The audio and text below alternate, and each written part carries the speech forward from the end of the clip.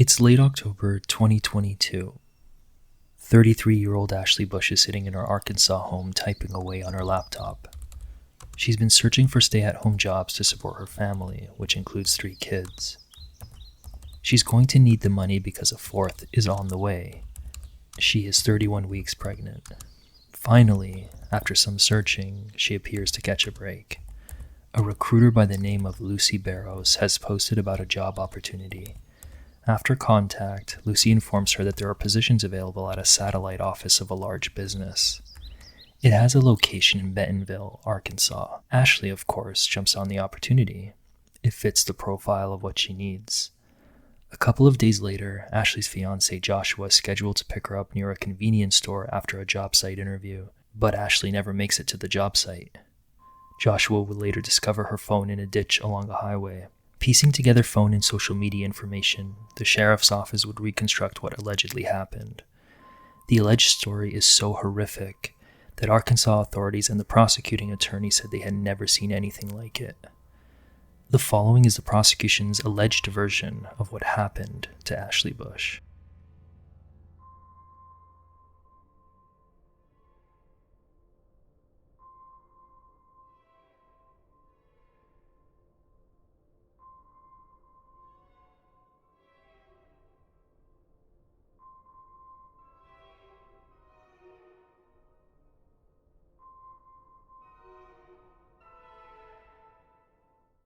We are at the border of Arkansas and Missouri.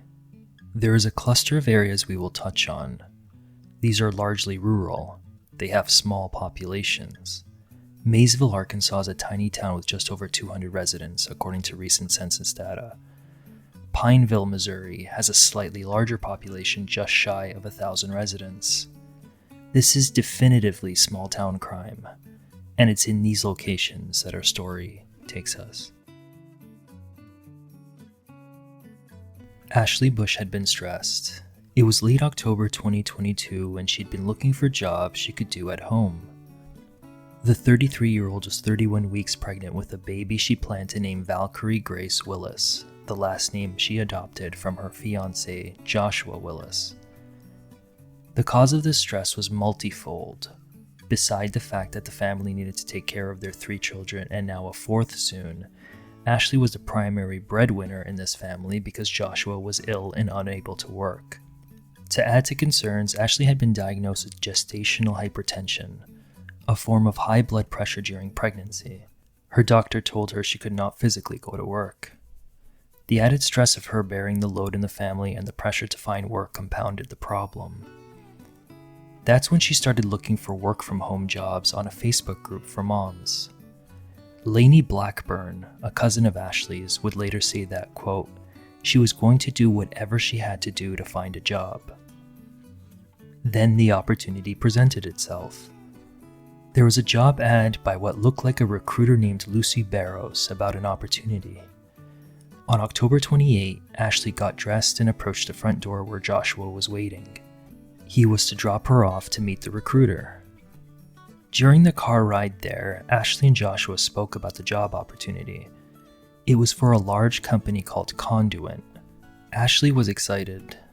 Conduent, a company that offers digital services to businesses, has over 31,000 employees spread out over 22 countries.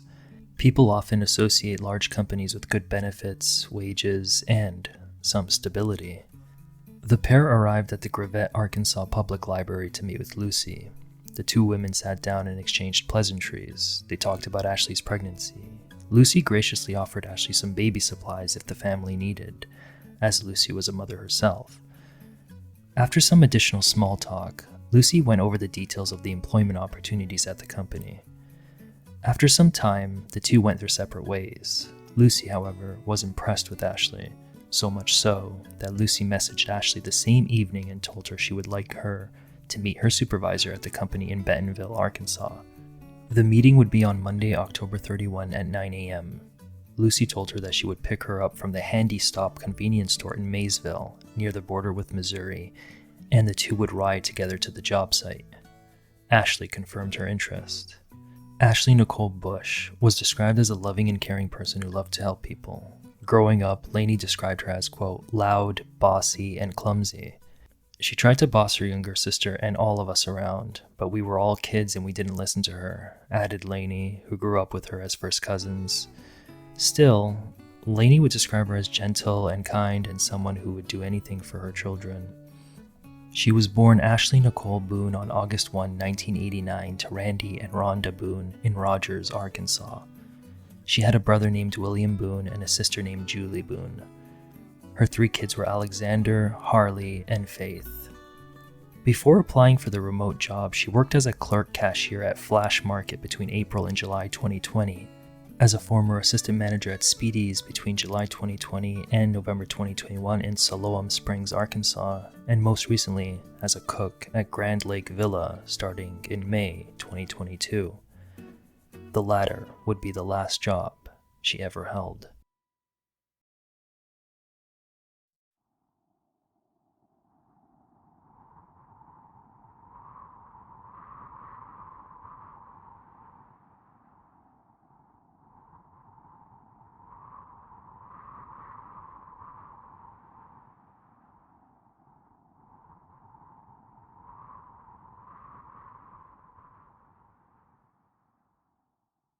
Ashley would never make it to the job site interview. By 6:30 p.m. on October 31, she would be declared missing after her fiancé managed to ping her phone and find it in a ditch along Highway 43 in MAYSVILLE. He rode with authorities to the location of the red and black phone.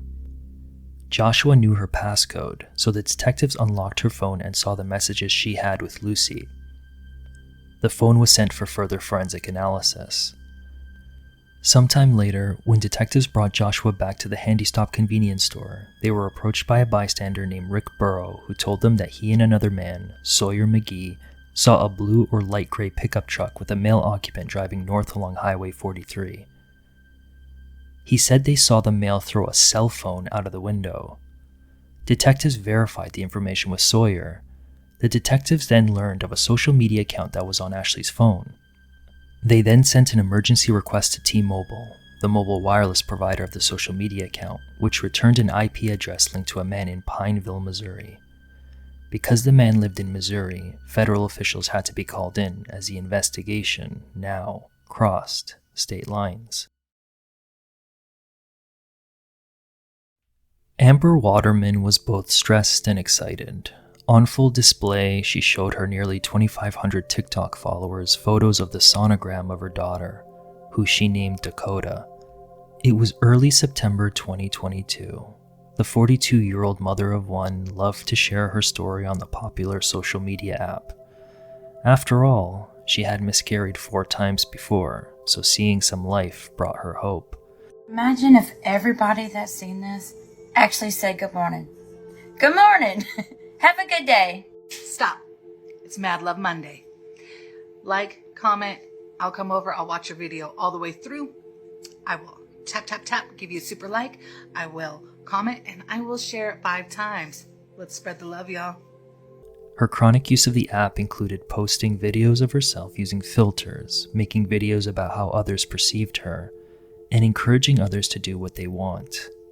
She also described herself as, quote, a hot mess. What do we say when people want to get to know us better? All aboard! Welcome to the Hot Mess Express. Choo choo! No. Amber Dawn Waterman was born on March 12, 1980 and appears to have lived at least a good chunk of her life in Missouri. She went to Crowder College in Neosho, Missouri for nursing between 2010 and 2017, and went to the Franklin Technology Center at Missouri Southern State University in Joplin, the site of one of the most devastating tornadoes in U.S. history in 2011. Her last listed job was as a registered medical assistant at Samuel Contract Staffing between 2017 and 2018. She had also previously worked as a registered medical assistant at an Access Family Care externship between January and April 2017, a nursing assistant at Roaring River Health and Rehab, and an in-home aide at Oxford Healthcare in Joplin between 2011 and 2014. Between 2007 and 2011, she worked as a customer service rep at Lowe's in Bentonville, Arkansas. She lists home care under her skills. The month after posting those sonograms, however, devastation. As bad luck would have it, 2 states were about to have simultaneous heartbreaking scenarios. Just as panic was setting in for Ashley's disappearance in neighboring Arkansas, Amber would be hit with a tragedy of her own in Missouri. She had delivered Dakota stillborn at 4:30 p.m. on October 31. She had a relative call emergency services and race to meet an ambulance at a store in McDonald County, Missouri. Amber was intercepted by emergency medical personnel near Longview, Missouri. There, a medical helicopter was waiting to take Amber to the hospital. Amber refused medical treatment but provided the placenta to medical staff, showing she gave birth. Revive attempts were made, but Dakota would never make it. Hello. Yes, hi. My name is Joshua Willis. I'm the fiancé of Ashley Bush. Yeah, I'm calling about a Lucy Barrows. Joshua had made a call to Conduit. He needed to confirm something. On the morning of October 31, Ashley had slipped on her blue jeans, black hoodie, and black slip-on shoes. She was preparing to meet Lucy a second time at 9 a.m. at the handi-stop convenience store in MAYSVILLE, Arkansas. When Joshua and Ashley got to the location, they observed Lucy in a tan Chevrolet pickup truck. Lucy got out and greeted both of them again. She assured Josh and Ashley that the interview with the company supervisor wouldn't be long. At around 3 p.m. that day, Joshua received a text message from Ashley saying that she was in Gravette and that he should come pick her up from the handi-stop. But as he was waiting at the convenience store lot, he saw the same tan pickup truck drive past the store and turn onto Highway 43 going north. He was sure he saw Ashley in the passenger seat and Lucy driving. Quote, "All I saw was her and the lady she rode with both past me. Neither one stopped. The driver looked at me and kept going," he is reported as saying later. He tried following the truck but lost it. He tried calling Ashley, but the phone kept going straight to voicemail. Ashley's family tried all day and night to reach her. That's when he called Conduit.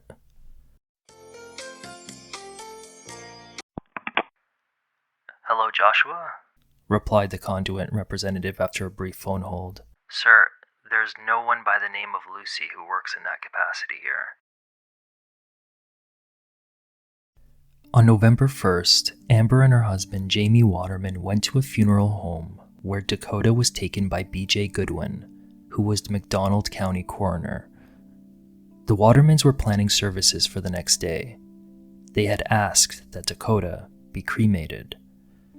On the morning of November 2nd, the day of the memorial service, B.J. got a call from the Benton County coroner asking for a DNA swab from the baby.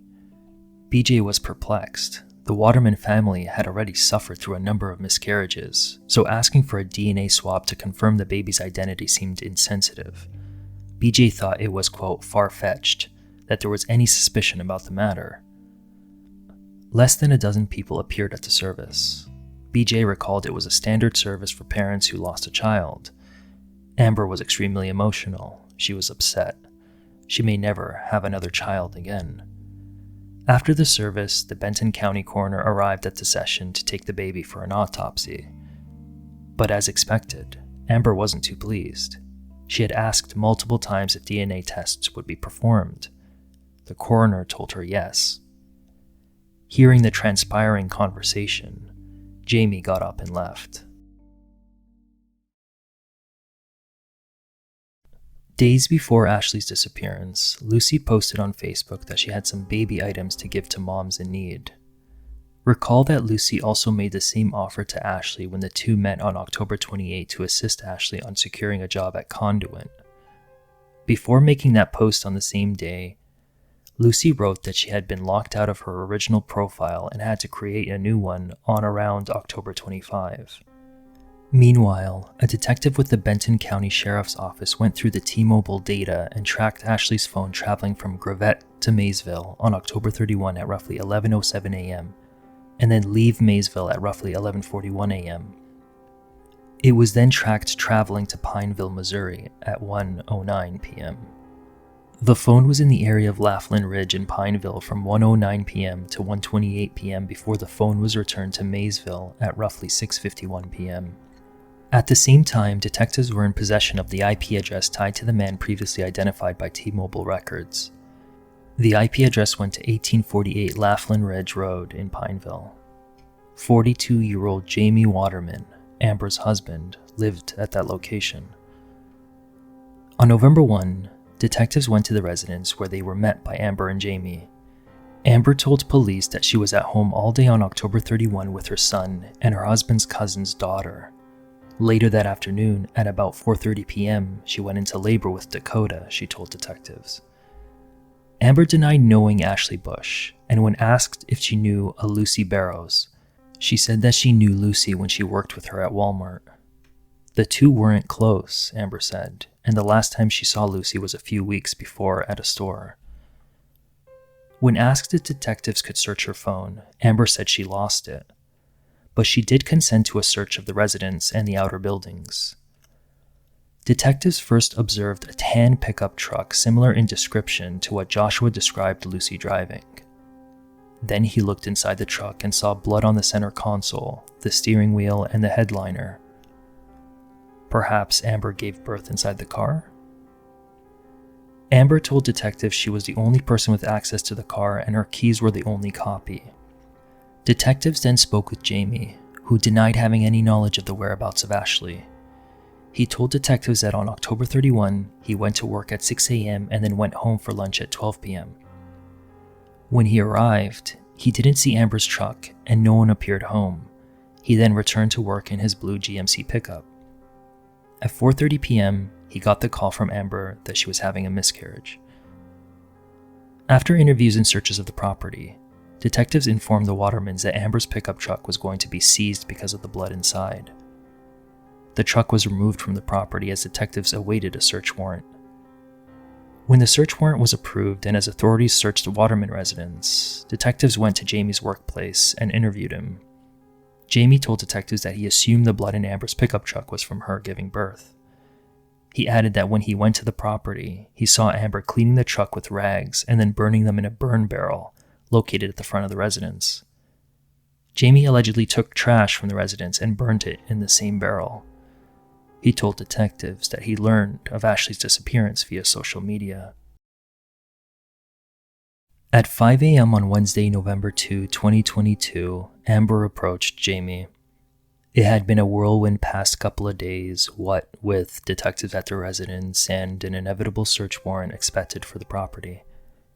She confessed to Jamie that Lucy, her acquaintance from Walmart, killed Ashley. It's unclear where exactly the body was when detectives arrived at the residence.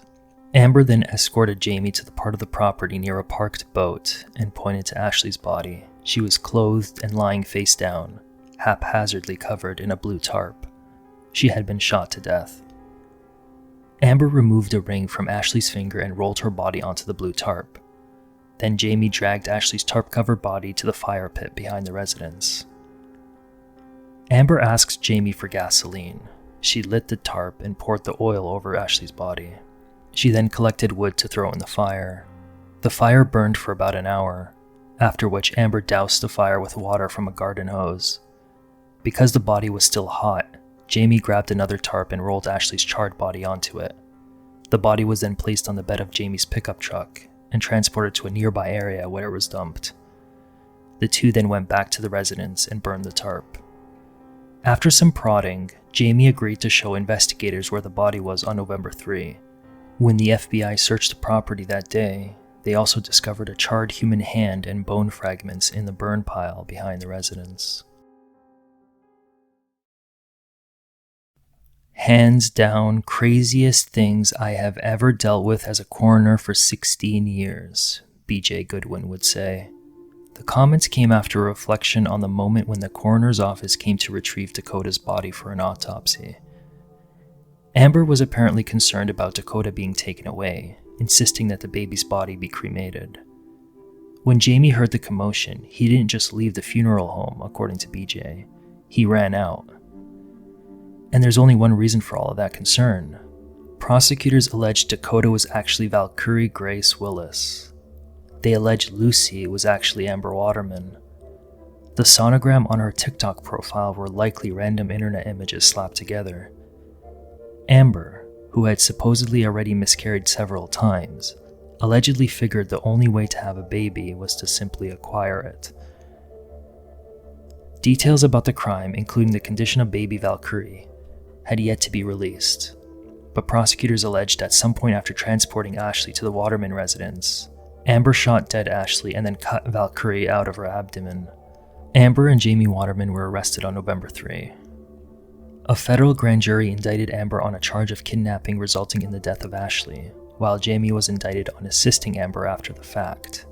In June, federal prosecutors announced they were charging Amber with an additional count of capital murder in the death of Valkyrie from the kidnapping. They also announced they will seek the death penalty against Amber. Short of that, Amber faces life without parole.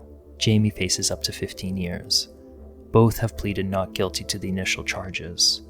The jury trial is scheduled for December. Quote, "I am disgusted in the whole situation," Joshua would say. "I wish that Ashley and Valkyrie were alive and home with us all. I can't believe that there are people out there that would do something like this. She was a great mother, a wonderful wife, a very outgoing, caring, and kind person. They didn't deserve any of this. There are 3 amazing kids here that just lost their mother, best friend, and little sister. I just lost my wife and daughter. We are all going to support each other through this, but we are all devastated in the whole thing.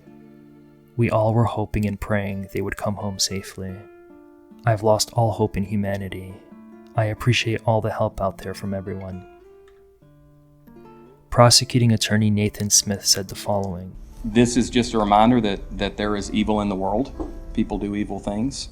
And that someone would prey upon a pregnant woman, at her most vulnerable state is unimaginable.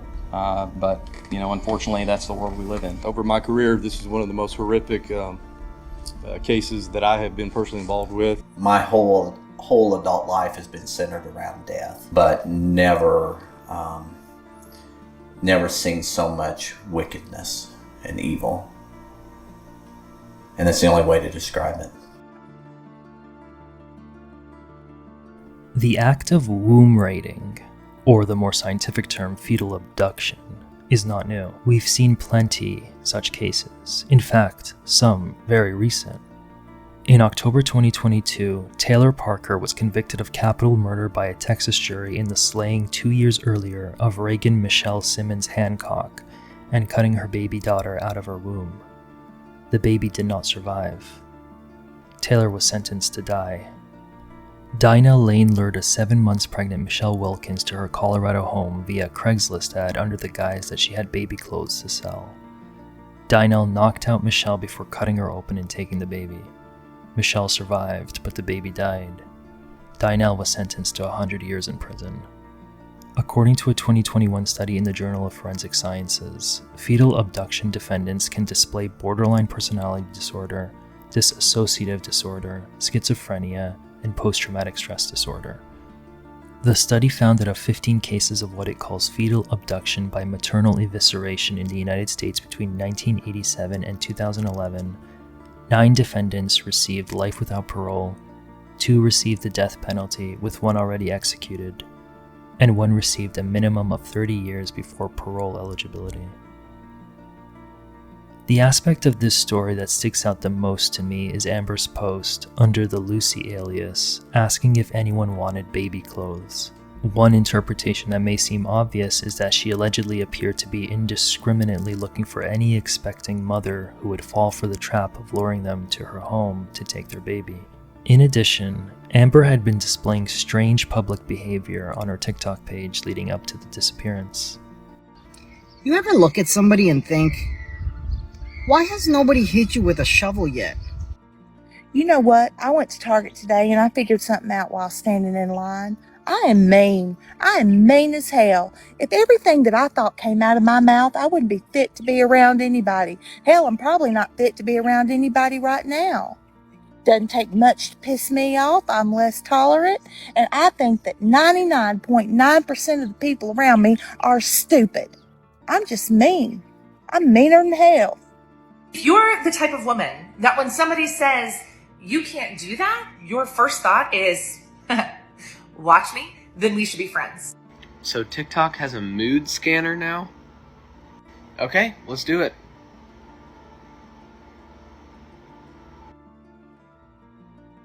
Thank you so much for taking the time out of your day to listen to me narrate the story, which was constructed from secondary and primary sources, including court filings. Special nod to the reporters who get the stories first, and to you guys for engaging in the subject matter. If this appealed to you, consider letting me know. In the meantime, be safe, don't answer any strange internet ads, and feed the poor and the wildlife.